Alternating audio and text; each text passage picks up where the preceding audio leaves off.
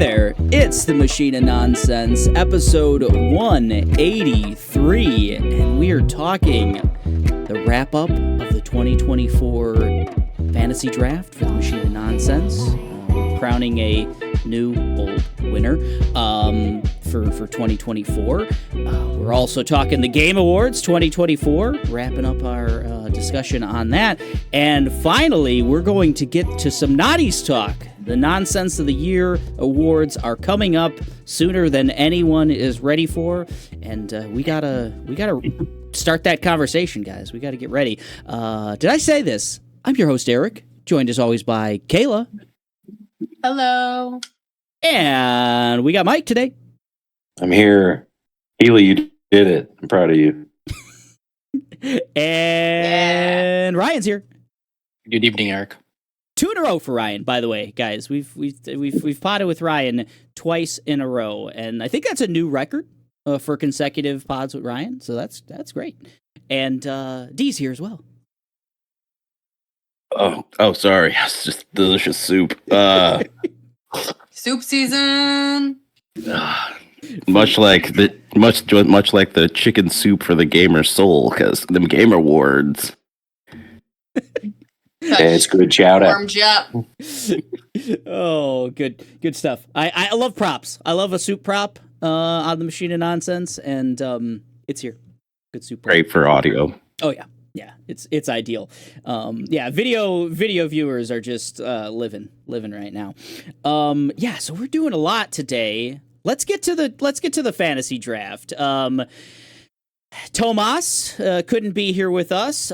He's living in shame, I think, because he had an eventful draft. Let me go ahead and share the results here with the group. Just started so high. It's funny. It was a truly cursed draft for Tomas because he literally drafted the number one, the highest rated game of 2024 via OpenCritic. He got the number one pick, and he picked the best rated game of 2024. And then it was downhill from there, guys. But he got Final Fantasy Rebirth, right? Let's throw a name out there. Yeah. Okay, thank you. Final Fantasy VII Rebirth. Tomas's team, by the way, was FF9 sucks, and I want my money and time back. Fun disc dive though. Really, probably the second best name of the group, I would say. So yeah, he scored 93 on OpenCritic for Final Fantasy VII Rebirth, which was for 25 points. So he started with 25 points out of the chute. He finished with 27 total. Mistakes were made. He counterpicked D with Princess Peach Showtime. That was a hot -5 for our boy Tomas. He did score 7 points for Metal Slug Tactics. And nice. If Hades 2 had actually come out this year, it would have been worth 90, which would have been a hot 20 points, but it didn't. It only came out into early access. Why didn't you hit the Hades button? I couldn't hit the Hades button. I couldn't do it. It's too funny for Tomas to end up with 27 points. So he doesn't get the Hades button, but he can get it next year. He's going to get the number one pick next year. So maybe. Too soon. Oh, is that how we do it? Yeah, why not? Bottom. That makes sense, right? All right. I think that should. Yeah. Sure. Yeah. Starting from the bottom. Then the winner should get some too. Then I don't know. Yeah, bragging rights. I think the winner gets bragging rights. Some other notable picks for Tomas was Metal Gear Solid Delta Snake Eater, which we are not getting. Metroid Prime 4 Beyond, which we're not getting. Fire Emblem Genealogy of the Holy War remake, unannounced. So I don't know if that exists. I thought he was cooking so hard with that one. I thought that one was like a gimme. And we're not getting a new Mario Kart quite yet, but Tomas thought we might. So, thanks for playing, Tomas, and better luck next year. Ryan was second from the bottom. Team Big Flippers Magoo. Path of Exile 2 would have scored 87 on OpenCritic if it had come out in wide release. That's not in full release right now, just in early access. You did get 11 points when Warhammer 40K Space Marine 2 scored 81 on OpenCritic, so good for that. We won't talk about Guild Wars 2 Janther Wilds DLC because it's too powerful for OpenCritic. So, no points were scored for that one. Star Wars Outlaws, a game that me and Kayla just recently finished, I think is better than the 5 points that you got for it. I'll give you that, Ryan. I think that's a better game than a 75. Pepper Grinder, which I didn't think was going to be good. We'll talk about that in just a second. But you got 9 points for Pepper Grinder. No Rest for the Wicked came out in early access, so it doesn't count. So no points awarded for that one. Frostpunk 2 ended up being your biggest point scorer there. A nice 85 on Metacritic, worth 15 points. And you also scored 6 counterpick points by grabbing Alone in the Dark as a counterpick for D. So, mistakes were made on one of your parts, and it wasn't Ryan. 46 points was Ryan's total. He just about doubled Tomas. So that's bragging rights, right? Robbed. It's a win. Better luck next year with the second pick in the draft. I guess I'll get the third pick in the draft because I was third worst. My team, Skitch and Fox Molder. I drafted Senua's Saga Hellblade 2 with the number 1 pick on mine, and it's worth 11 points and 81 on Metacritic, and that's probably about what that game deserved. Hollow Knight Silksong didn't come out, guys, this year. Anyone picture that being a thing? Oh my God! What? It didn't? I know. Who knew? Will you? Because you picked it last year too, right, Eric? I have to. I think I have. You're gonna go 3 for 3. I did like number 1 overall. I'm gonna pick it, or number 3 overall. I'm picking it first round. I'm doing it. Okay. For the memes. Helldivers 2. Tomas can do the funniest thing. yes, he could. I'm gonna hate him so much. This is gonna happen every year at this rate. He's gonna lose every fucking time. He's gonna get first pick every time. So Helldivers 2. He gets PTA though. That's pretty good. Yeah. 83 only for Helldivers 2 on OpenCritic. Robbed, I think. 13 points was awarded for that. Stalker 2, which I'm actually playing through right now. 74 for 4 points there. Jury's still out. Avowed didn't come out this year. It got pushed to February, so that's a thing. Pacific Drive gave me 10 points there. Unicorn Overlord, a game I don't think anyone here has even seen being played, gave me... I played a demo. Oh, look at you. Do you want my 18 points for that? Because you deserve it most of all. That was my best game. I caught 18 Z's playing that motherfucker. Oh, no. I thought it was good. And Pepper Grinder. It was made me sleepy. Pepper Grinder was a real ass game, guys. I counterpicked that one, and it was a bad idea. That was worth a -9 for me. Ryan, you got 9 points on that one, and I'm silly. So 47 total points for me. Just narrowly beat. I beat Ryan by 1 point. So go me. The best name in the game. Big anime titles. This is D's team.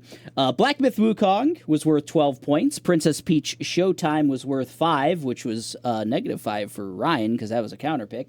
Metaphor Refantagio, IGN's Game of the Year, just crowned, was worth 25 points. Zenless Zone 0 was worth 6. Alone in the Dark was worth a -6. Dragon Ball Z Sparking 0 was worth 12. Grand Blue Fantasy Relink, a game I'm not familiar with, was 11 points worth for a hot 65. Honestly, if you wouldn't have gone off-brand and gotten Alone in the Dark, you might have been a contender. Yeah, I don't know why you picked a non-anime title. I mean, what are you doing? Well, you see, I didn't find a bringer there for that other spot that wasn't also a gacha game, which is two gacha games on there that I'm really I was going in there with my heart, and I figured I'd throw a bone, maybe Alone in the Dark would surprise me, and it did. Just not in the way I wanted it to. Healy's got your back for next year. D. He's got you covered. I can't wait to talk about it.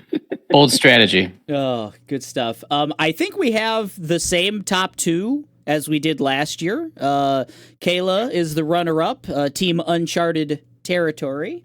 Persona 3 Reload, which I guess she stole from D, I guess. That really should have been D's pick. That was worth 18 points. Tekken 8, also anime as hell. Could have been D's. Worth 20. Rise of the Ronin. Uncharted Territory, Oh yeah. Rise of the Ronin was worth 7. Silent Hill 2 Remake, robbed at only 17 points, one might say. Microsoft Flight Simulator, which we all kind of thought was like easy money there, only worth 5 points. Kind of a rough launch on Biggest that one. surprise of the year. Pretty much. Ooh, man. Yeah, kind of. I got lucky with that one. Yeah, that could have been. That's probably the difference between first and second in this draft, I would say. Yeah. Is the rough launch of Microsoft Flight Simulator. Mario vs. Donkey Kong Remake was worth 7. And then Earthblade did not come out this year, unfortunately. Counterpick also didn't come out. Fire Emblem Genealogy of the Holy War Remake unannounced. So no harm, no foul. Kayla with 73 I'll take that. points. Counterpick. No. No big deal. No one loses. But the winner, 2 years in a row. Fine. The quadruple triad. I didn't actually win 2 years in a row. I've been lying about that. Oh, really? Who won last year? Aaron won last year. Well, I think every time Aaron wins, you win, because I also did that when we played Legally Distinct Quiz Show game, and said that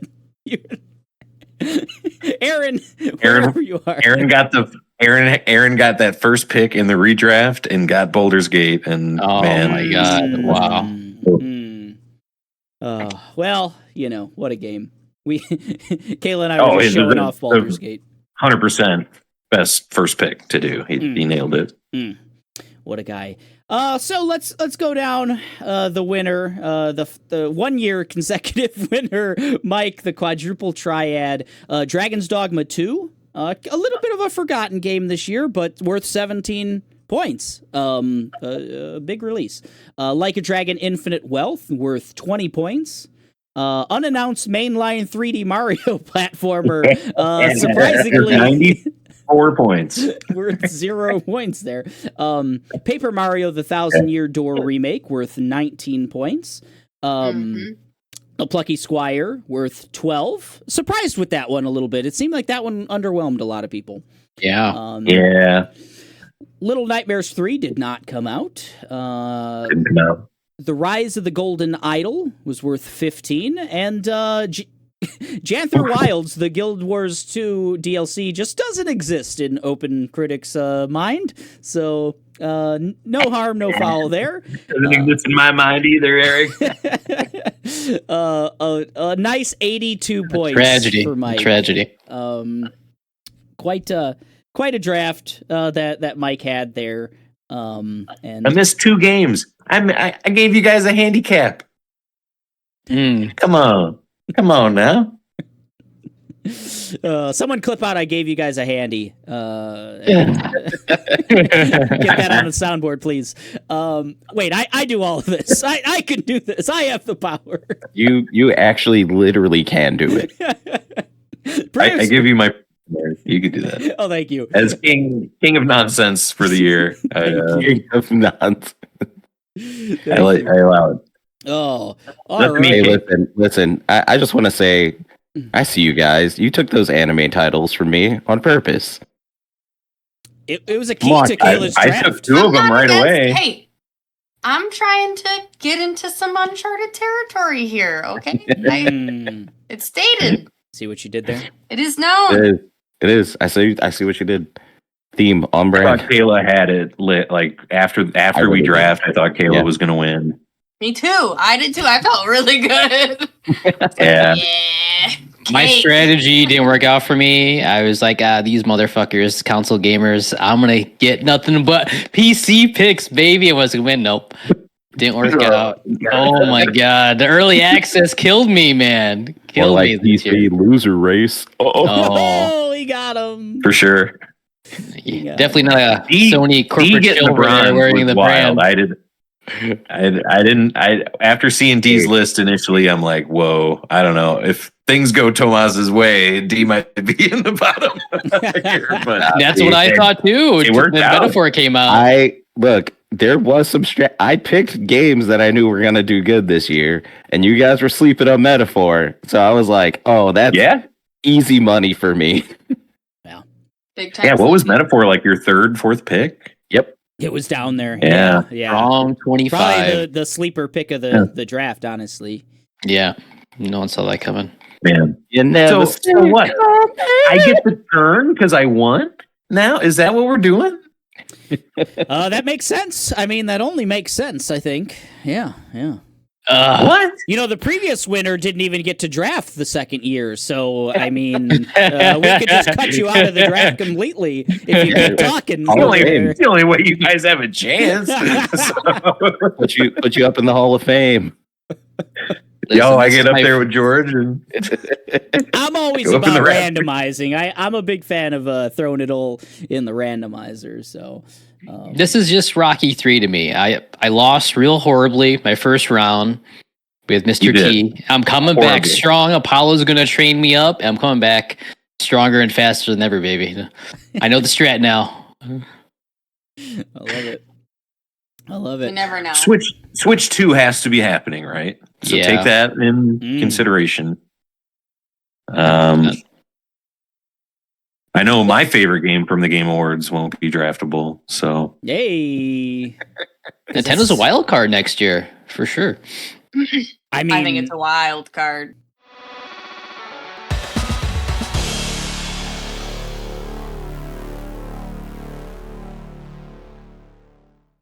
Game Awards, then. Let's talk some Game Awards. Some of these games that we're going to talk about will probably be drafted next year in our fantasy draft.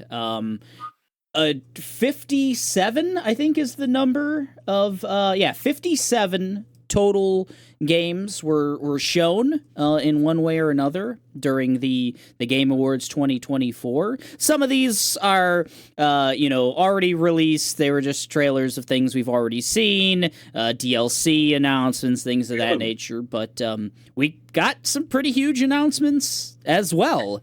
So I think we could have a general conversation about like how the show went, how we thought. This is the 10th year anniversary. Did Keeley bring it? And then pick a couple, 1, 2, 3, whatever, however many things that we're really excited about that we saw at the Game Awards. Mike, as the Game Awards probably biggest detractor on the pod, I would say. How did you think the 10th year went? man, as an E3 event, an A+. Like I thought Keeley brought it, And at the award show part, I mean, it was fine. 3 games won a lot of stuff, like I thought. And some really good bits that I thought. I kind of like that this thing is getting kind of like a legacy, like the Oscars or something, and Sam Lake should just be like the Jack Nicholson and sit in the front and just be there every year, no matter what. I love the guy, but what did everyone else think? We did a really fun stream that I thought was fantastic. That was fun. And fun. We really do. A lot of great stuff to react to. What'd you guys think? Can I get your score before we go with someone else? Like out of like what would be your like on 10 score? What would you give it? Ooh. Oh, a 9. A 9. Okay. Yeah, that's that's good. How about you, Kayla? Could have been shorter, but yeah. Well, That would be my only thing. Sorry. No, I was just gonna say that's the running thing. It's always pretty fucking long. I was gonna say it is super long. Yeah. Long. Even so, I was gonna say, we the biggest detractors, Mike, and probably Jeff Keighley's personal hype man is you, Kayla. I think. I just appreciate him. I just think that he's trying. He's out there trying. I dig Keighley too. I think Bethesda makes his eyes. I think there's got dead eyes, but he tries. Oh no! That's pretty good. Resting Bethesda face. Oh god. I do love Jeff Keighley though. He's just out here trying to make something beautiful. I think it was like a lot better this year. I wish the award part was a little more impactful. Like they do run through them really quick, and not that you can spend a lot of time on all of them. There's a lot, but some of those just happen so fast, and I just do want to pay dues and see some of those things get explained a little bit more and showcase what went into some of these. Like when they do, Eric, help me out, when they do settings for like disabilities and like the Games for Impact and accessibility stuff. Yeah, like I know they've done like deep looks into stuff like that, and I'll choke up. I definitely cried a couple times during this Game Awards. I would also give it a 9. There was that one segment where they brought the guy on who helps people get jobs in That was beautiful. in the industry and everything else, and they gave a lot of time to that. Oh, did you? Yeah, I know you jumped in late and then we recapped. So, there was a beautiful. They gave a good. I don't know how long it was. Terribly tailored jacket. A lot of interesting clothing choices for a lot of people. Of interesting fit. I changed my score to an 8. Oh, because the clothing. Okay. You really didn't like that jacket. Well, I changed mine to a 10 because of old Ken from PlayStation. The snafu right at the beginning was beautiful for me. I think one thing about the show this year that they did really well, and I think it's a direct response to the criticism they've gotten in past years of playing people off too fast and really rushing through a lot of especially the major awards, the ones that they actually do get on stage and everything else. I don't think that happened once during this show. They gave everyone a full plenty of time, time to speak their place, and the Larian CEO guy, what's his name, Sven Bulk, yeah. He had they let him just go to town, and it was a beautiful kind of speech that he had. He was presenting. He wasn't even getting an award or anything else. So I think that shows Keighley's listening, and for me, I would probably also give it a 9 out of 10 overall. I don't know what constitutes a 10 out of 10. I guess nothing goes wrong whatsoever. But this is probably the best Game Awards in my opinion, that they've done in 10 years. How'd you feel about it, D? I think because I genuinely don't like award shows, in principle, just because sometimes just a little too much patting on the back and fluff and stuff. Same kind of feelings, shared with Kayla about I'd love for them to have more spotlights, but even on that, I would be I'd love for that to be pre-show stuff instead of That's fine too. Yeah, instead of giving us trailers during the pre-show. Because giving trailers to the pre-show just feels well, maybe you don't care about these, so here's some cats. Here's some cats right here. So I think as a show though, it was much better than it has been in years. And I know we didn't talk about it at length, but just absolutely bringing the Muppets in was a brilliant idea. I thought I was gonna hate it. It was They're funny as always hell. there, bro. It's funny as hell. That they the material this year, I should say, the material this year was good. It was good. Yeah, making fun of themselves. Yeah. Good. I love self-referential humor. It being introspective as well. So good. Yeah, it was just a really fun show this year, I think, with enough variety for everybody to enjoy. That's like another example of Keeley listening, I think, to the feedback that he's gotten and having some fun with it, you know? Yeah, absolutely. Anyway, 2 out of 10.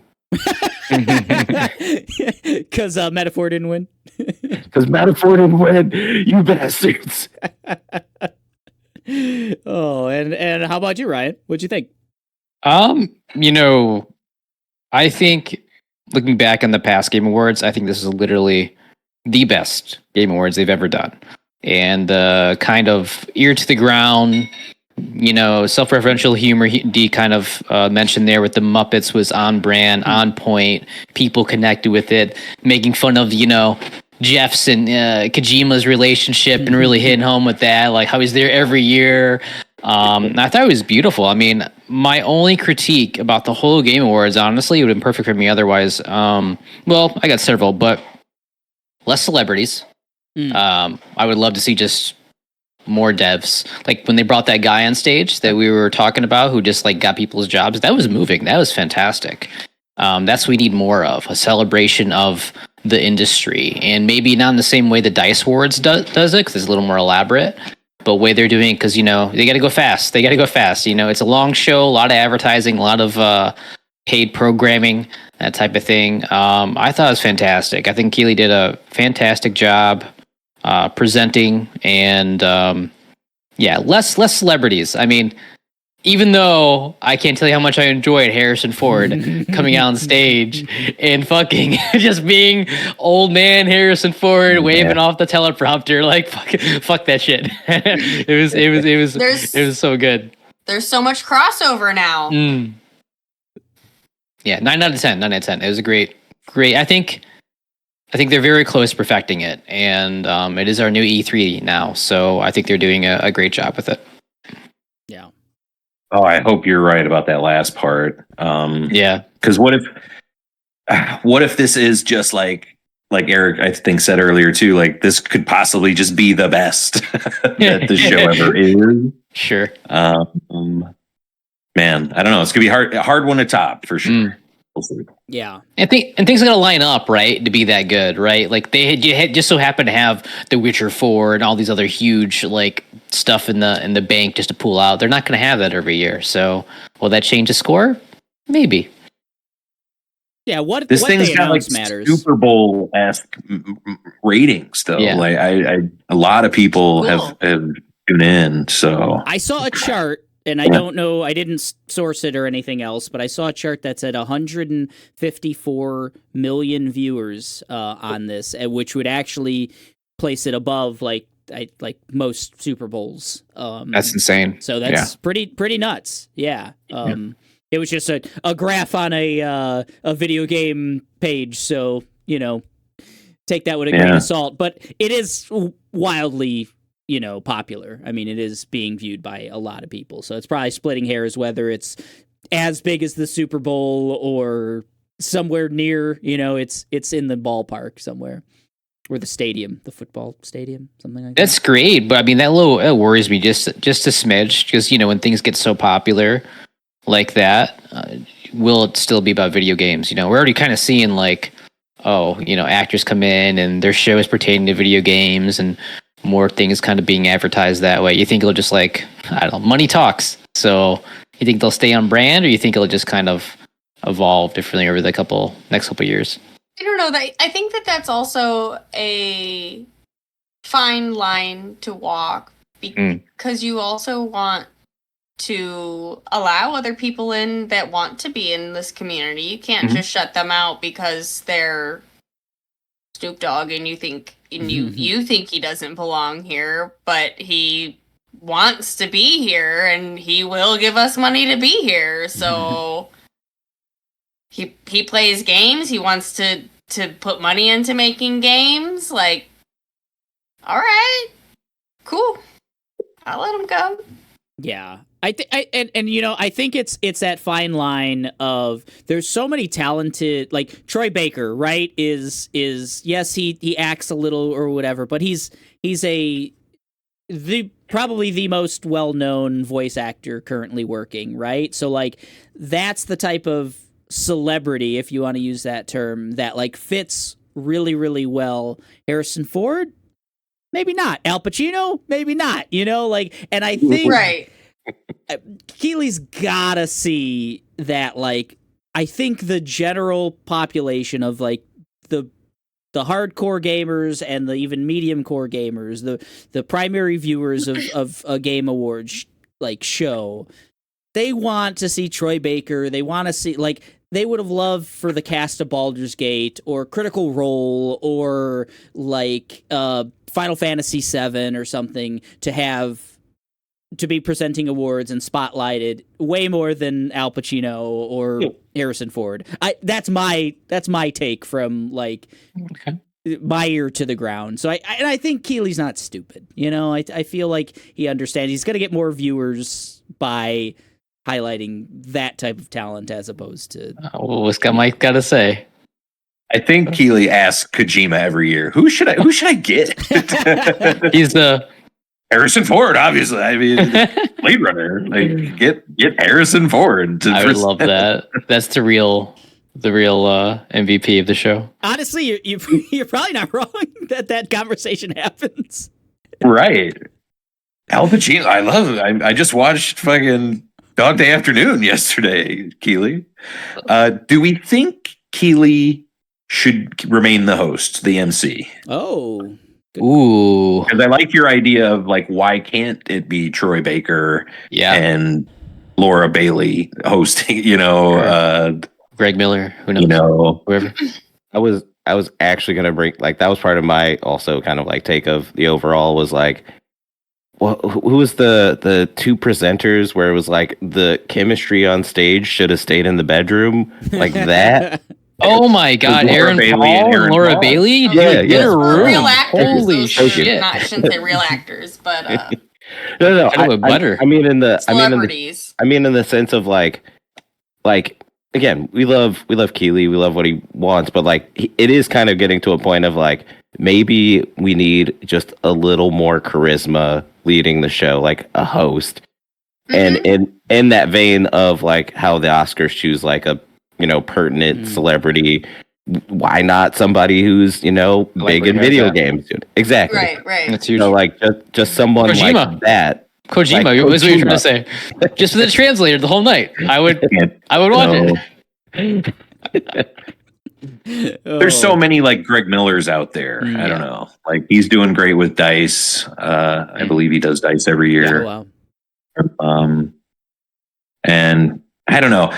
Keely has just he's getting better with like his timing and stuff. Every year he gets a little better, but there's like just so much Zuckerberg still like there.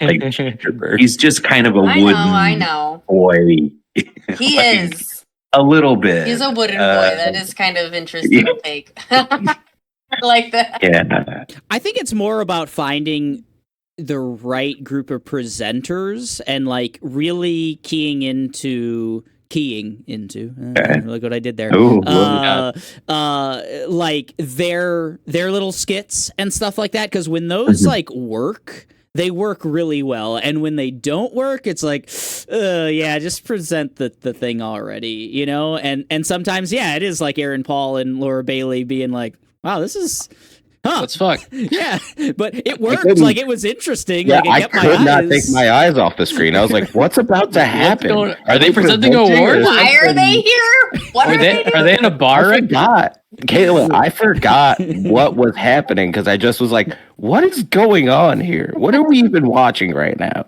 Yeah.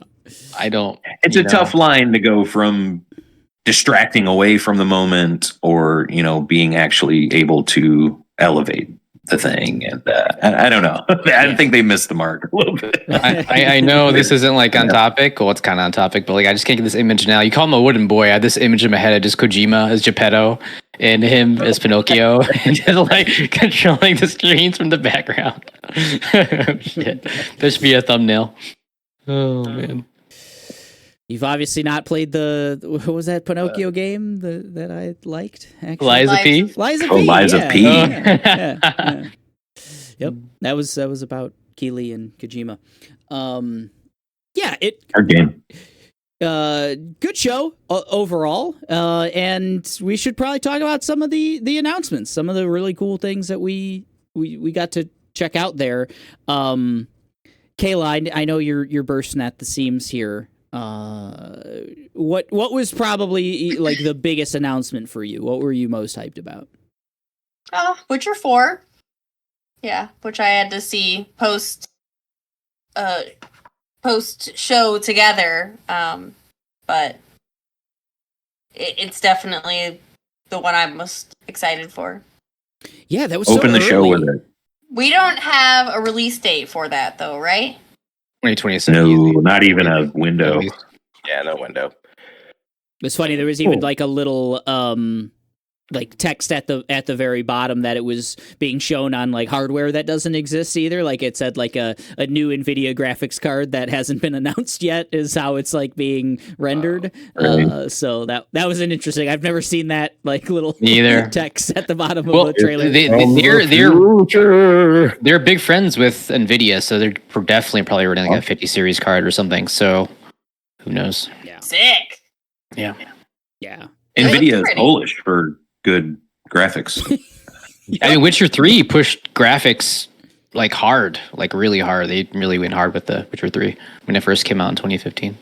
Oh sure, and that. Well, yeah, I mean, that game PS4 sucks. hadn't been announced before that game. You know, they kind of had to be mum about that too. When they get like, Yeah. this is going to be out. We can't say what for right now, but definitely the best looking thing at the show. That trailer was really cool.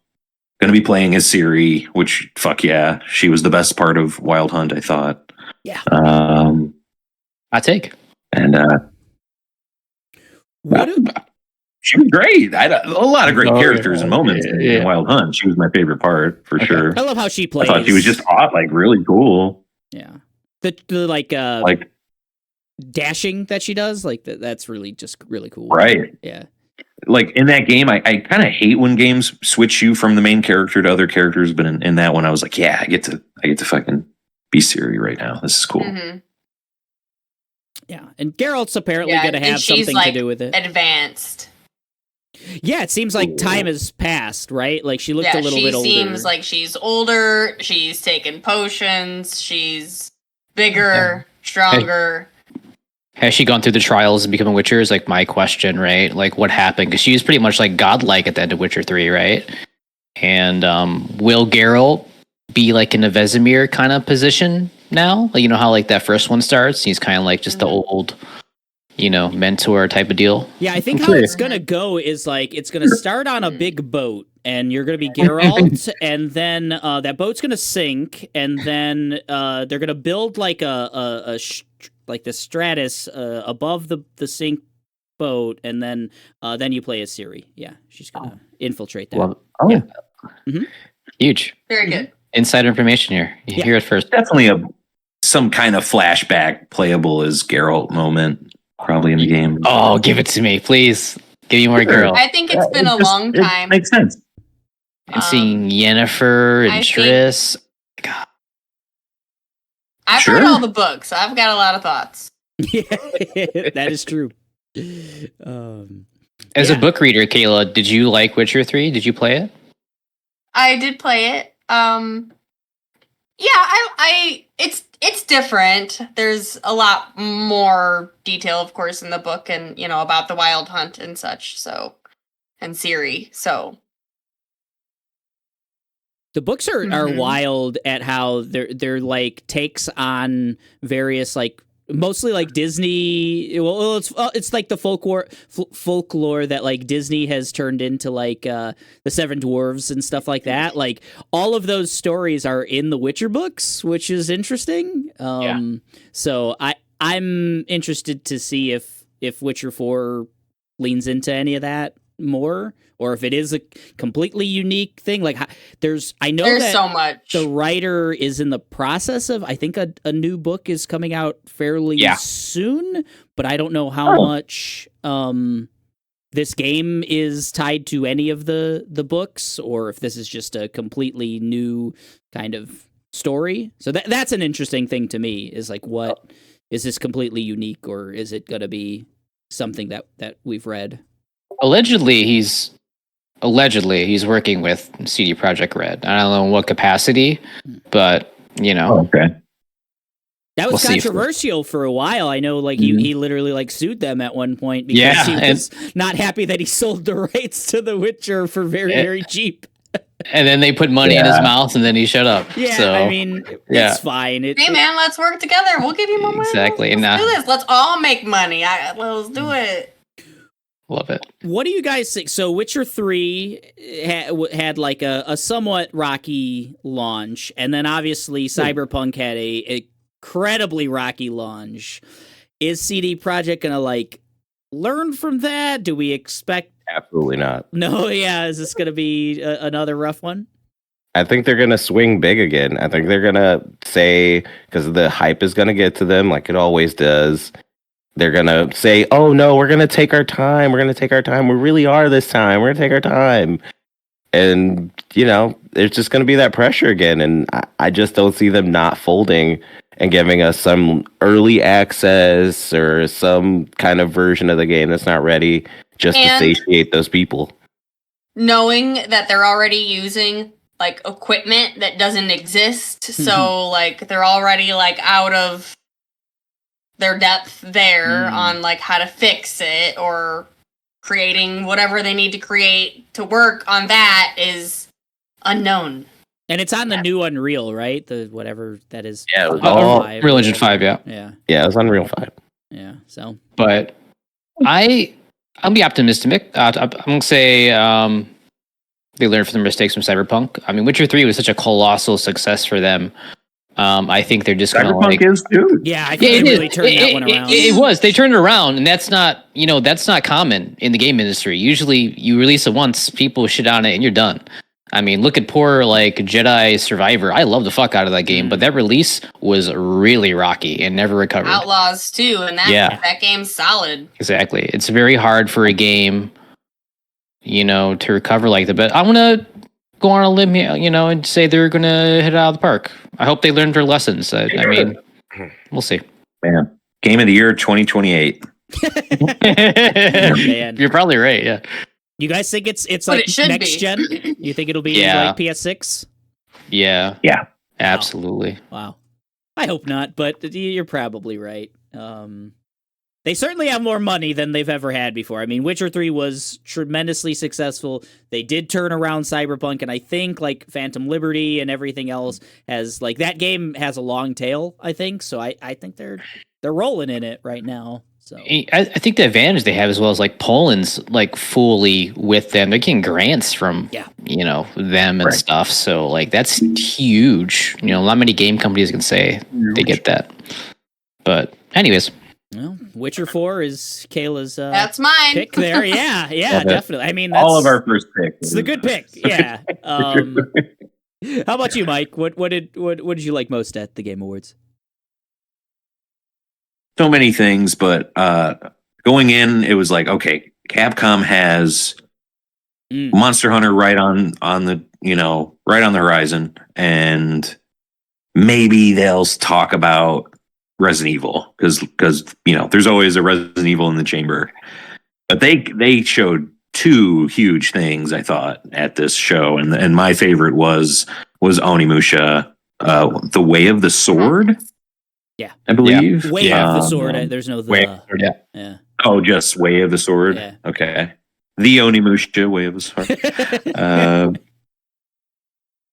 Love that PS2 franchise. That was like Resident Evil on the next gen thing. They had the pre-rendered backgrounds, the tank controls, but with samurai swords and shit. And it had the really cool risk reward system of when you defeat an enemy, their experience points kind of float around as a spirit, and you have to use your Oni gauntlet to absorb that. And in the heat of battle, you're exposed while you're doing that. And it was a fun thing of, man, do I have enough time to kill this guy and collect all these rewards?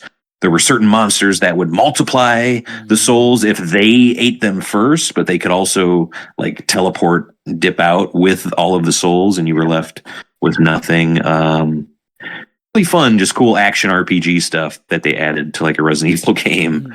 And I can't wait to see what influences they take from themselves with what the great things they're doing, what influences they take from FromSoft games or something. Yeah, that's a great point. I would love to see what they cook up with all the game, all the games we've currently had, what they do with that. I thought the trailer, great pick. The trailer did such a cool job of highlighting exactly those gameplay elements that you mentioned, Mike, of the Oni gauntlet so well, and the orbs, and it was immediately, oh shit, this is Onimusha, holy shit. Yeah. And can we talk about Capcom for a second? They're look, we got a couple threes, ready to shoot out there. They're just shooting them all night. We don't know if it's gonna land, but damn, this is get people excited. They're just banger after banger after banger the whole night. And it's fuck, what other franchises are gonna revive and bring out of the woodwork? I'm so excited. They're one of the it's Capcom, Insomniac, and FromSoft come to mind that just can every 2 years, maybe 2.5, we're gonna have a great game. With Capcom, it's yearly. Which is crazy. What you're talking about FromSoft is every year now. They're you know what? Game of the year every year. Yeah. We'll see. I'm iffy on Nightreign. I'm sorry if anyone has that as their pick. No. 100% a cash cow. That's one of my biggest fear from FromSoft right now. They just got way too big from Elden Ring success. And well deserved, but we'll just see what they pump out afterward is what I'm very curious to see. I am excited to try it because I will have help to play a Dark Souls game. So hell yeah. Cool. Yeah, playing co-op. Kind of weird that interesting. It doesn't allow two. It allows 1 or 3 players, which is kind of weird. Stupid. Couch co-op. Let's go. I'm just noticing that I typed Edlen Ring Nightreign. Man, I was hoping you weren't gonna notice. Edlen Ring, everyone. So yeah, Mike's right. Crap game. Edlen Ring Nightreign. How about you, Ryan? What was the big announcement for you? Oh man, dude, there were so many. Just not in a million years, I thought this would be announced again. This Game Awards. I think that's why it made it so special. It's so big for me personally. I was what? No fucking way did the words come out of their mouth. That's coming out. If I had to really pull one thing that I know there's a lot of hate on it for online, but Intergalactic. Hell yeah. That music, when they start playing that fucking trailer, this retro futuristic Akira Kaba Bebop blend of just aesthetic and then just the music. I listened to the trailer 10 times. The music I loved the way it sounded. And then they're oh, hey, guess what? Remember 9 Inch Nails? You love that band, right? Remember Trent Reznor? Hey, he's going to be scoring this whole fucking video game. Yeah. And then, I'm digging everything that they're putting on the table. And this bounty hunter type character, who knows, looking for this crew of people, misfits who are, wanted all over the galaxy. I'm down. It looks fantastic. Naughty Dog, they're great with storytelling, clearly. But I can tell, sorta, that this has been in the oven for a bit. I really want to know if it hits or not because, people online are just like, this looks like this game started in, 2020 or like, what does that matter? Naughty Dog's still a great game company. They know what they're doing. All because you don't like the main character looks. I think she looks badass as hell. I love her fucking jacket. She looks great. The actor is fantastic. I mean, they Yeah. look just like the people who play them, so those people are just assholes. Exactly. That person just looks like what that person looks like. 110%. So I'm just probably most excited for that game. I'm very, very excited. Yeah. You think it's gonna be next year release for that one?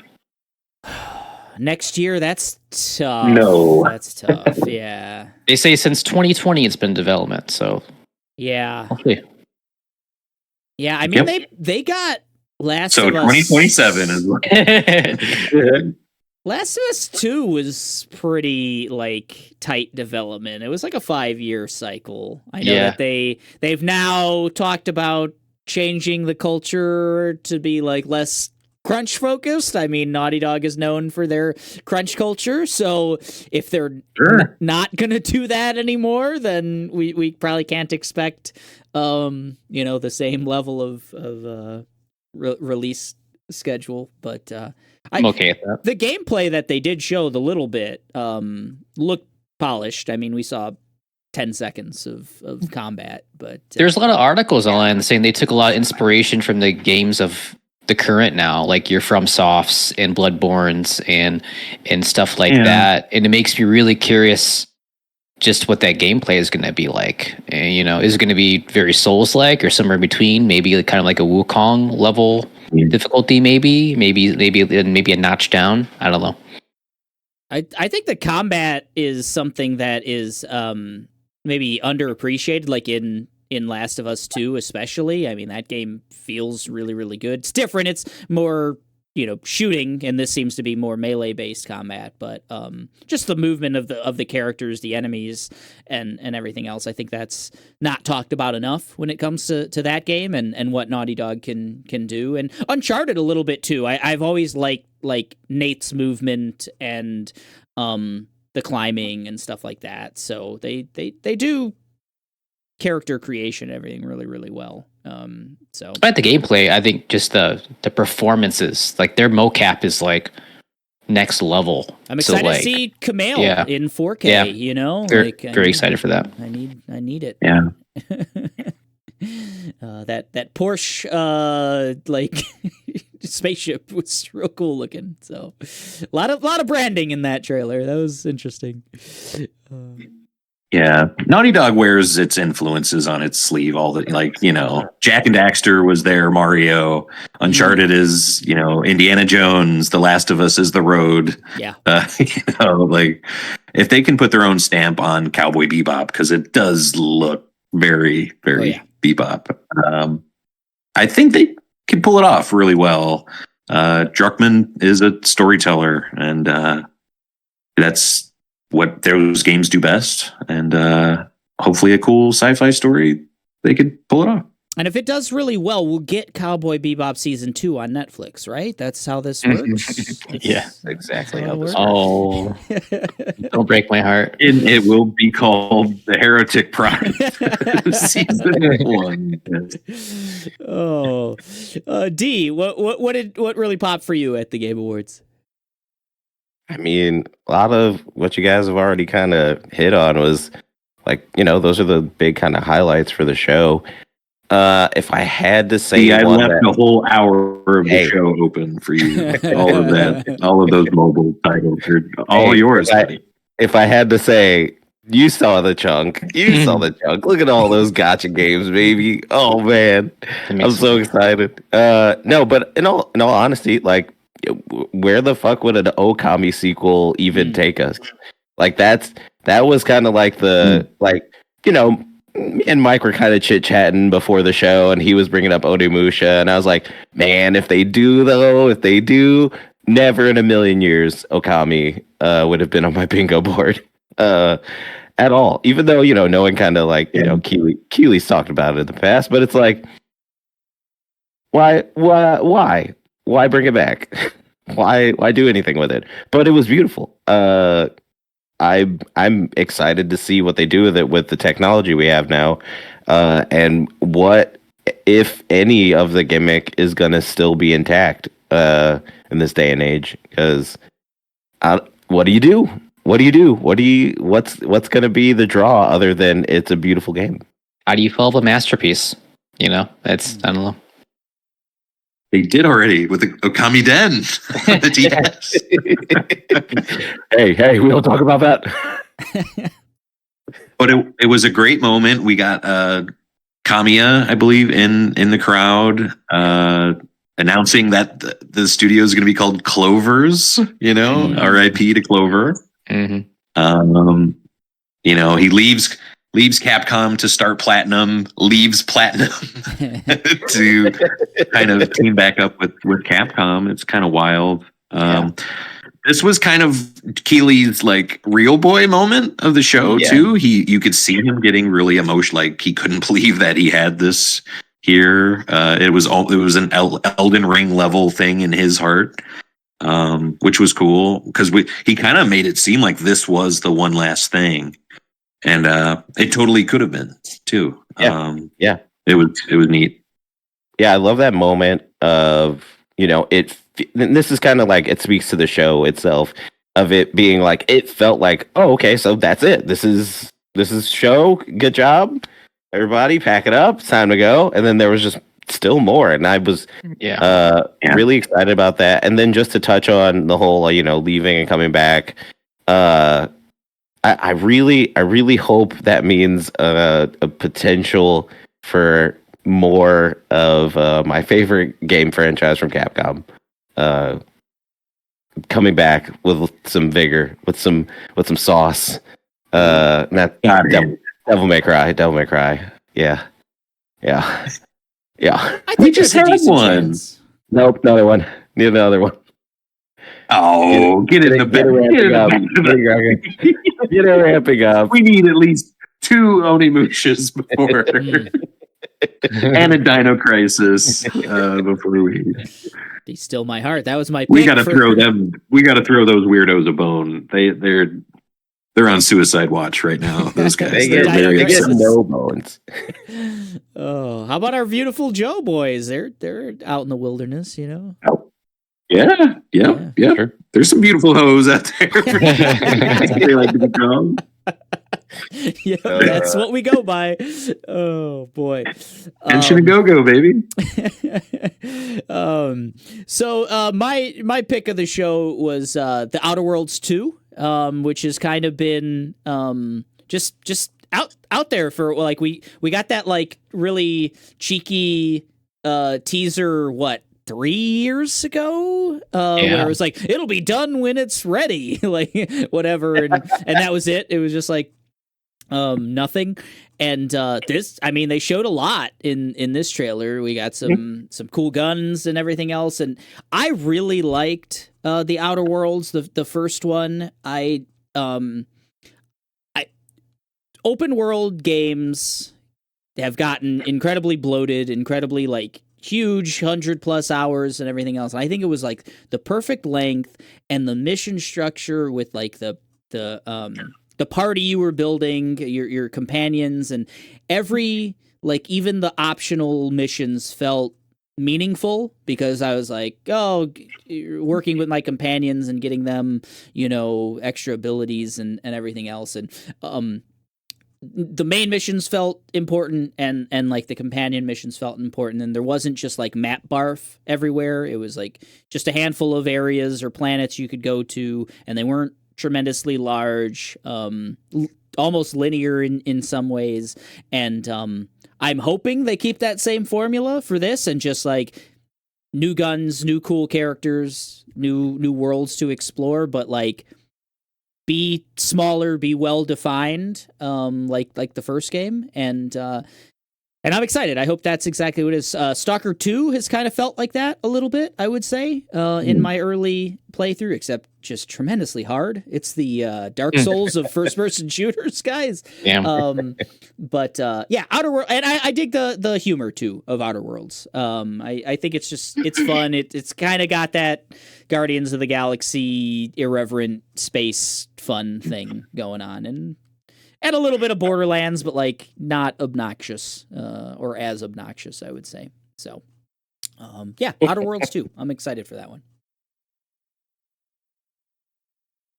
Before we move on to some Naughty's talk, yeah. What any last minute picks from the awards? I really go ahead. Sorry, go ahead, Mike. Thank you.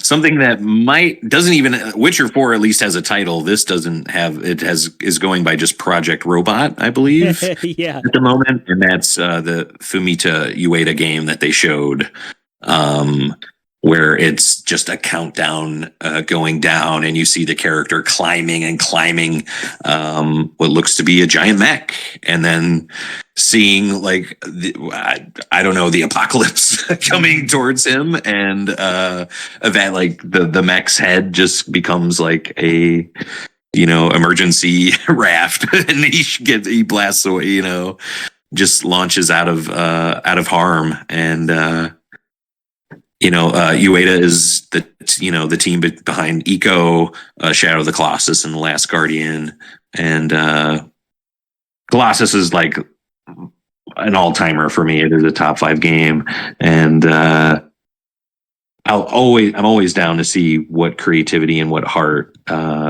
is going to be coming from that team, and I'll be playing that in 2032 or whatever, whenever they get around to making the game. That teaser draw me in. That looked grandchild. Yeah, it immediately, just like the Onimusha trailer, it immediately, just from the vibes and like the technology, you were immediately like, oh, this is an eco game. Like, holy shit. Like, was not expecting that at all. But I guess another game I wanted to, same creators of It Takes Two, Game of the Year 2 years ago, I think. Split Fiction looks incredible. Another couch co-op. Only one person needs to buy the game type of deal. It looks incredible. Looks like just a shit ton of fun to play with whoever you're living with or a buddy online, whatever. But that looks a lot of fun. And shout out to Turok Origins. Who would have thought, baby? Turok is back. Not me. Another co-op. Embrace you're gonna embrace. Yeah. Yeah, more co-op is never a bad thing, even if it's Turok. Ryan knew right away. That was wild how quickly Ryan guessed. You did. You had I knew, man. Turok was huge. Oh, it wasn't my beloved Dino Crisis, but Mecha dinosaurs. There was a split second that I was like, oh, maybe Dino. Oh, nope, not. No, once the Native American transformation started, 100% not that. Well, for me, I guess if I had one more shout out, if I really had to put some focus on something, it would be that the first Berserker, Khazan, which is from that Dungeon Fighter Online sort of like universe. Just a solid fighting game that they came out with. That just unfortunately just didn't get enough buzz. I think it's just not, hit the fighting game community as hard as they wanted it to. So this seems like a pivot to go back to the more RPG story focused stuff that they are like sort of known for. But it has like a very like a God of War sort of vibe to it. Which I think is a great direction to go because I mean, they're known for their like weird side scroller beat 'em up fighting game shit. So if that's where they're going, and I mean like OG God of War, not the North, not the Norse arc, but the I'm killing everyone arc, Kratos, which I think is I'm excited. I'm excited to see where that goes. Weren't the Russo brothers like producing that or something? I don't That know. game- Was was it that that game? the thing with them? That Is was that- weird. Something is. Yeah, they showed up on screen for a second. I think wasn't it Berserker? That was so weird. You might be right. Yeah, they were there, but I don't Yeah. know. They had I such high tuned out as collars, soon as I you know? saw them. That's all I- Yeah, yeah. The younger brother always has a high collar. Always. Because he's getting hickeys. I'll make shit. a honorable mention for Helldivers. Hell yeah. Yeah, To yeah. the new Illuminati. Illuminati faction. A lot of fun. They're so much fun to Cool. play against. It was Yeah. cool. It was cool to have the guy, the voice up there. Yeah, during that's the show. sick. Mhm. Yeah, Yeah. More was of good as that. hell. More of that. Love it. But just could have done without the full hour of Infinity Nikki games that were in this Hey, show. look, I was Hey. gonna say nothing, but Infinity Nikki is like it's popping off. Actually, it's becoming Oh, that. Everyone's chasing that dragon now. Yeah, Everyone's year, trying to get their own Nikki. 2025.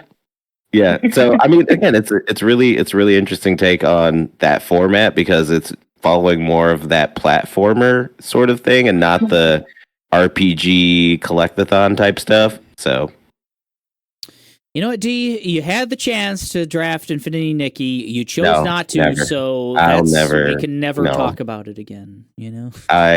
I would never draft Infinity Nikki. It deserves to be left alone. Here. One doesn't just draft Nikki. Okay. Nope. I would never You have to draft court Nikki. Nikki for millennia. You must treat them with the utmost respect. Oh, that's good stuff. So the Game Awards 2024, a 9 out of 10 for 4 of us, and a 2 out of 10 for D. You know, because not enough anime games. Should have been more. Not enough Should have been mobile more games. anime games. No, my More God. mobile, more There anime. cannot be more. Are you Even not more. satiated by just more. So many. I guess we should have mentioned Game of the Year went to Astrobot. And Well deserved. good ass Beautiful game. speech. I loved it. It was a great speech as well. Great game. Beautiful speech. Great game. Great game.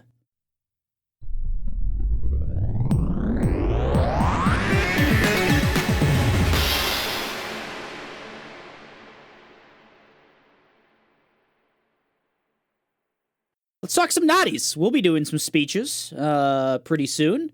The Nonsense of the Year Awards, the most prestigious award show in the business, I would say.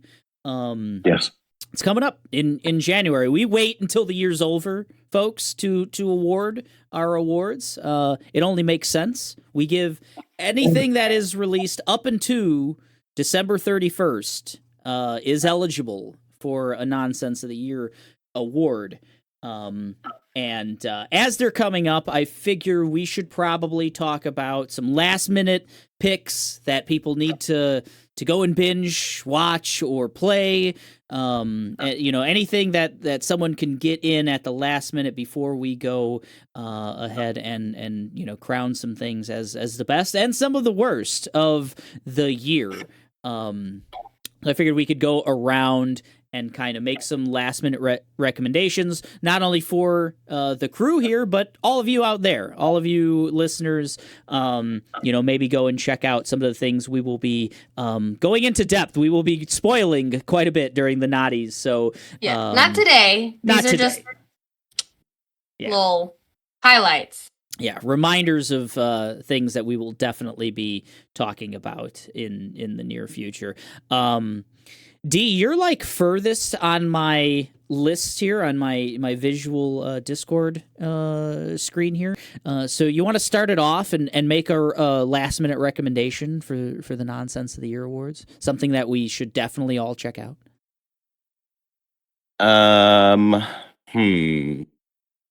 If I had to make one, Make as many as you want.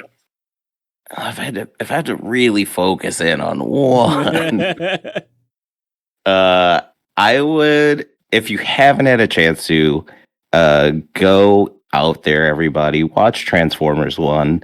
It is a solid kids, like, just really surprised me with how good it was.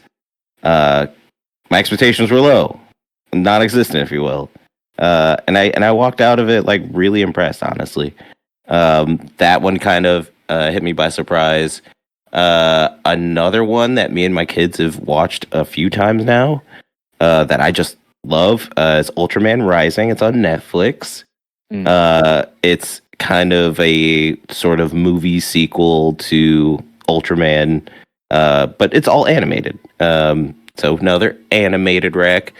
And then I guess one more I want to talk about as far as like, as far as, you know, that sort of stuff is the series on HBO Max. You might have heard of it. It's called The Penguin. Oh my goodness, what a great pick. So good. So good. It's so good. It's so good. So good. I've started it. I need to get back in. Yeah, it's definitely worth the finish. And then, you know, I'll just Arcane, obviously. You haven't watched it yet. Great Rex. That's exactly what I was hoping for. I'm writing them down here. Me and Kayla have seen The Penguin and gotta double up on that. I think that was one that will be discussed during the Naughties. So good call on that. Kayla, you're next on my screen here. What are some of your recs?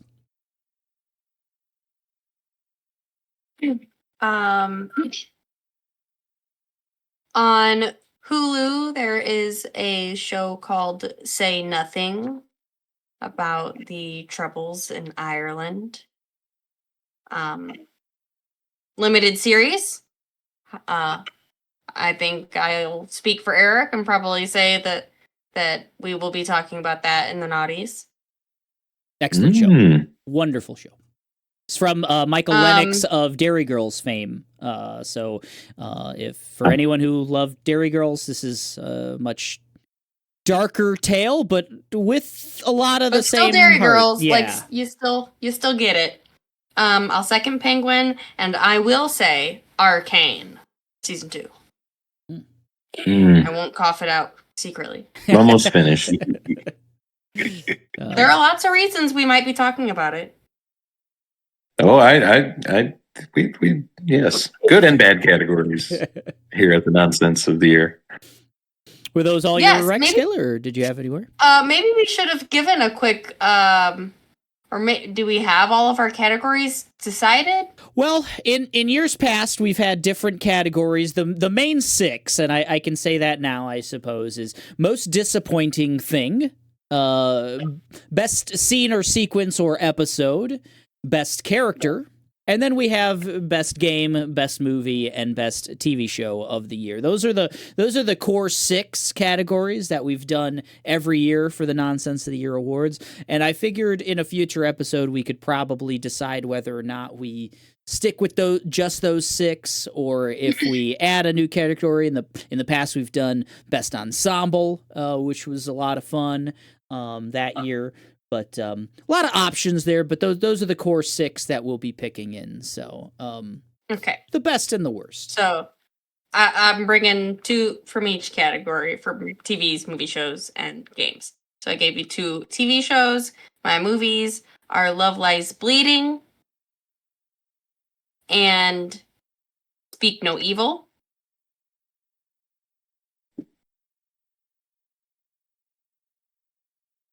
Excellent pick. Man, I forgot Love Lies Bleeding was this year. That movie fucking rules. I love that movie. Movie slaps. What a great movie. Oh, man. And my games. My games are Neva and Crow Country. Ooh. Nice picks. Come off. The nice things about both of those games is those are like easily games you could like 1 to 2 sittings. Definitely Neva. Short ones. You know, like you can blow through that one in 3 to 4 hours. Crow Country's probably 6-7 hours, something like that. Yeah, they're both 8. on the cheap end too. I think we got Neva I think it's normally $20, and we got it for like 15 or something on some sort of sale or whatever. Good recs on both of those. Mike, you're next up on my list here. Cool. My movie rec that I want to say is The Substance, the Demi Moore body horror movie. Has anyone seen that here yet? No. Definitely think you should.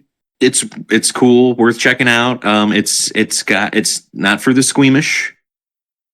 Had to rent that through Mubi, but I think it might be moving on to other platforms soon.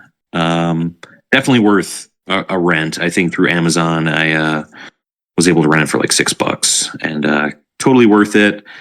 Mainly for, I think, Demi Moore's perform, like just how just she goes for it, guys. She just like a fearless performance, someone might say. My TV show is Mr. and Mrs. Smith, the Amazon Prime, Donald Glover, and I can't remember the actress name that plays Mrs. Smith. God, what is her name? She's from Pen 15 show, very funny show as well. And I know we lost Phoebe Waller-Bridge from being the co-star in this, and I was kind of bummed out when I heard that because I love her. But her replacement, she nails it too. She's great. The chemistry between them, I think it makes sense. The show is these two strangers having to pretend to be married and be spies together, and really great mix of clever kind of spy stuff with humor. And man, Donald Glover is just like one of the most talented people in the world, I think. It's unfair. And Maya Erskine. Maya Erskine. Maya Erskine. Yeah. Thank you. I should have had that ready. She's great too. Really, really great show. I think it's a short-ish kind of season. I think it's like eight or 9 or something like that. And one of those shows too where they're going to keep doing multiple seasons, but like White Lotus or something, it's going to be a new set of characters every season. So this will be the one and done with these two, I think, and really, really good stuff. The game I want to bring up is a game that was shown a lot the last few years, and I was really upset. It's a Capcom game, and it always had Onimusha vibes to it, and I was always upset that it wasn't Onimusha every time I seen it, and that's Kunitsugami, Path of the Goddess. Part tower defense, part action, hack and slash kind of thing. It's on Game Pass. It's kind of bloated a bit. I think it could have been shorter, but definitely worth just to kind of check out. Has a really fun kind of mission, like I want to complete all the checkpoints in this mission so I have enough money to upgrade my town kind of thing. And really fun game loop in this one. Really great art design as well. I think the swordsman character that you play as, and all of your like different classes that you're pumping out there to protect the goddess. All of their designs are really cool. Like you have archers and dancers that that distract and things like that. There's a sumo class that looks really cool. Very, very cool game. Hell yeah. Good recs there. Ryan, you're next up. Let's see. A movie. We Live in a Time. It's with Andrew Garfield and Florence Pugh. It's a romantic comedy drama.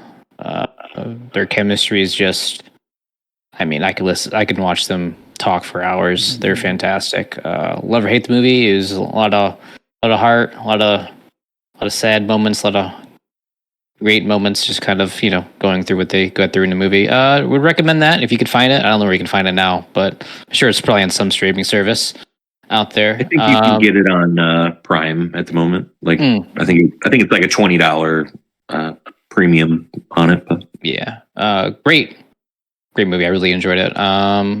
Let's see, show. I'll stay on brand. I'll say Rings of Power season 2, man. The guy who's playing Sauron, and I forget the other gentleman's name, but they're like intertwined in the lore of things, and them making right now they're in the process of like kind of like making the rings, and just like they're just I won't spoil anything, but like their chemistry and their scenes just steal the whole freaking show. And whether you hate or love the rest of it, I think it's worth watching just for them. The guy who's doing Sauron, he's doing an incredible chameleon job of acting. That's just phenomenal. Really enjoyed that. Video games. I mean, it won't be on the naughties because it's not a full game, but Path Exile 2, I am fucking sunk. If you're kind of, looking for the itch of another Elden Ring right now, even though you don't wait till next year. Path Exile is like a ARPG top-down Diablo-like inspiration from Diablo 2 video game that is kicking my fucking ass. It is. I wasn't expecting how good it is. It looks gorgeous. It plays gorgeous. It's co-op, which has been a lot of fun. Playing with friends doing that. But man, the bosses are just so creative and so fun to play if you're into like that kind of like boss type of thing. Elden Ring type-esque difficulty. I think maybe arguably even harder. I'm only on Act 2. There's 6 acts. You only get 3 because it's in pre-release. So that second act boss kicked my ass. I beat it last night. And yeah, go check it out. It will be free to play once it's fully out, but right now for early access, if you want to add to it, it's $30. I think it's worth every penny. That game is extremely polished for being in the state it's in. And then what haven't I think I did everything, right? A show, a movie, and a game. Yeah, he killed it. Yeah.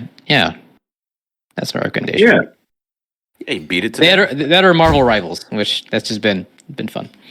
Well, that game's actually out, so Yeah, it's free. It's free, so just Yeah. try it. that was a draftable game. Was it? Yeah, it would have You scored you could've. points. You could have. It's another hero shooter, pretty much just like Overwatch, with the almost exactly like Overwatch, just with Marvel heroes. But I think it's extremely polished looking, and everything looks gorgeous, despite how you'll get upset. Yeah, your teammates are only picking DPS. Anyways, Yeah, I D already digress. told us it sucked, Ryan. So those are my choices. sorry, buddy. Oh.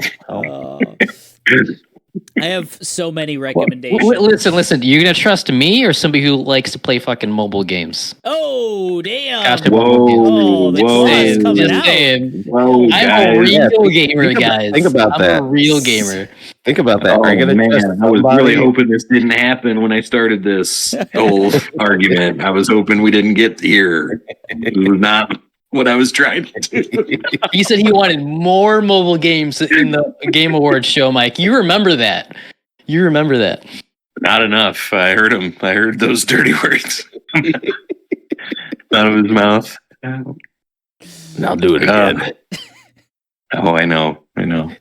Man. Save it for the naughties, guys. Save the fight for the naughties. No, good Rex, and man, D's a real zenless zone 0 over there, huh? All right. That landed. All right, my Rex. Go out and check out Alien Romulus. Your joke was a wreck. Yeah. Oh, Jeez. yeah. It's a wreck. Go out and check out Alien Romulus. It's a good ass alien movie. It's on Hulu. It's just a lot of fun. You like aliens? Check it out. It's good. If you don't like aliens, check it out anyway. It's still really, really fun. Yes. less fun of a watch, more of just breathtaking of a watch is Shogun, also available on Hulu. Just a incredible creation of of television. Mostly in Japanese, primarily. So that's interesting if you're ready for a lot of subtitles, but just several phenomenal performances, just some of the best like costuming and scenery in anything this year.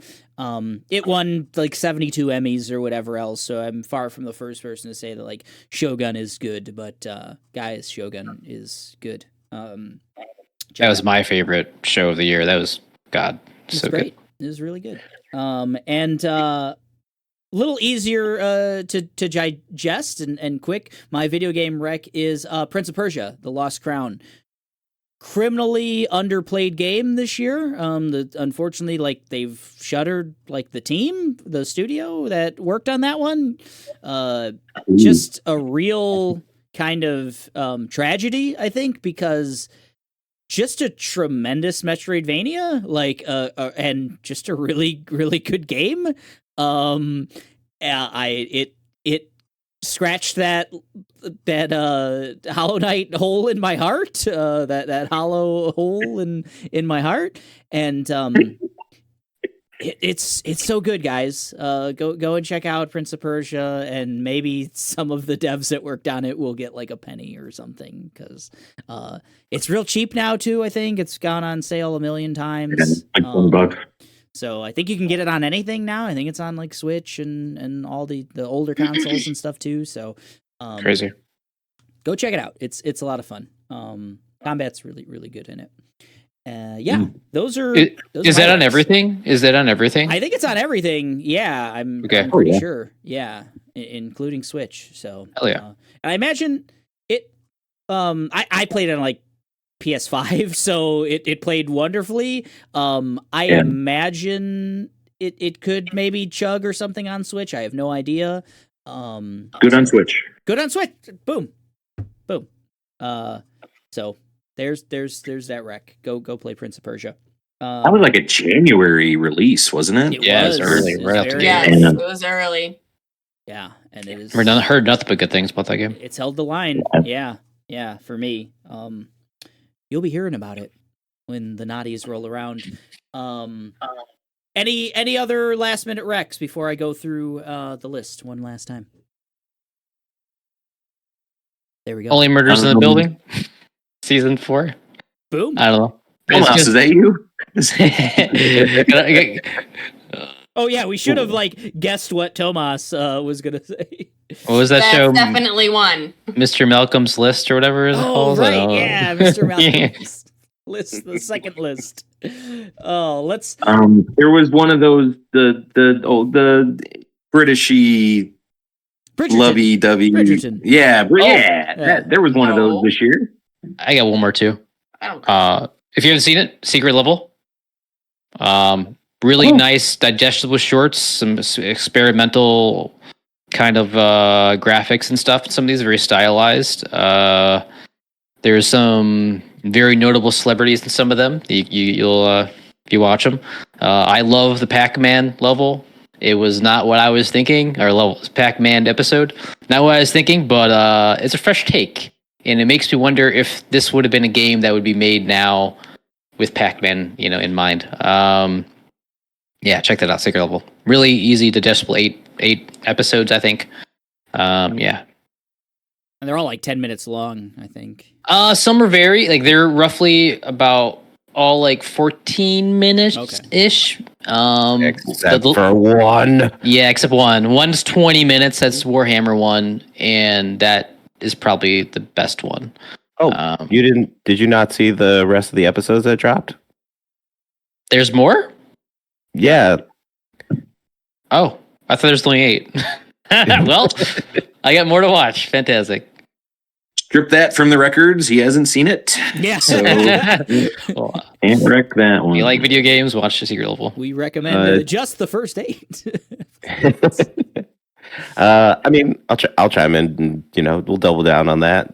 It's definitely worth a watch. I feel like half of them feel kind of like extended ads for stuff. But I think the majority feel like they took a thing and they ran with it. So it was really interesting. I was really disappointed with one just because of length. But you get what you get. I don't. We got Onimusha. I don't need to be selfish this year. Good stuff. So our recommendations, our last minute recommendations for the Nonsense of the Year awards are Demetrius had Transformers 1, Ultraman Rising, The Penguin, Arcane Season 2, and also he liked Secret Level as much as Ryan did.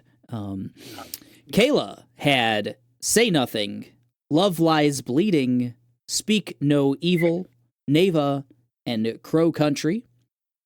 Mike had The Substance, Mr. and Mrs. Smith, and Kinitsugami, Path of the Goddess. Ryan had We Live in Time, Rings of Power Season 2, Path of Exile 2 / Marvel Rivals, were Ryan's Rex, as well as... Alien Romulus, Shogun, and Prince of Persia: The Lost Crown were my recommendations, and Tomas recommended Only Murders Season 4. And Bridgerton. And Bridgerton. All of Bridgerton, regardless of when it released. And he's going to recommend the Turtles movie from last year. Again, he really liked it. Good call. So I think we did a good job for him. I think that's what he would chose. Yeah, I think you're right. So I'm thinking our next episode we will create a long list for the Nonsense of the Year awards, so that we so that everyone listening, when we do the actual awards conversation, everyone knows what will be spoiled. So we like to create a long list of everything that may be mentioned during the Nonsense of the Year awards. So that'll probably be on our next episode. And we'll also lock in whether we go with the 6 primary categories or switch anything up. But most likely we'll have most disappointing, best character, best scene, sequence, or episode, and then Game of the Year, Movie of the Year, and TV Show of the Year.